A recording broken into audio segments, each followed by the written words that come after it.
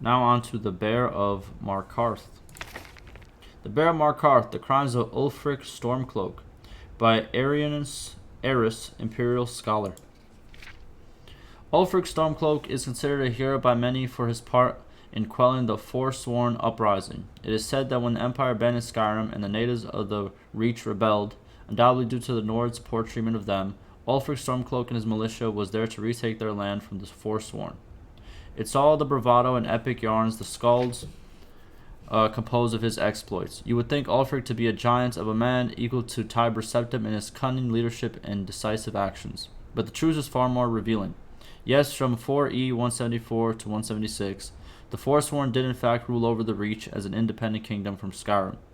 Yes, this was accomplished while the Empire was beset by Aldemari Dominion forces and could not send the Legion to re-establish order. And yes, Ulfric Stormcloak did quell the rebellion without Imperial assistance.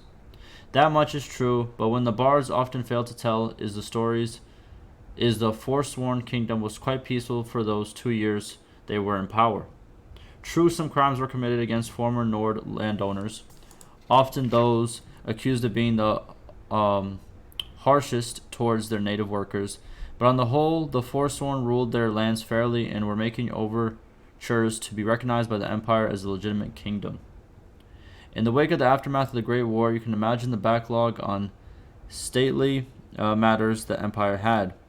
Before a peace treaty could be resolved with the Forsworn, a militia led by Ulfric Stormcloak sieged the gates of their capital, Markarth. What happened during the battle was war, and what happened after the battle was over is nothing short of war crimes.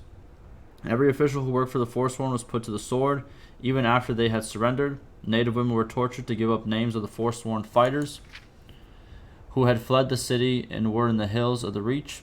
Anyone who lived in the city, Forsworn and Nord alike, were executed if they had not fought with Ulfric and his men when they breached the gates.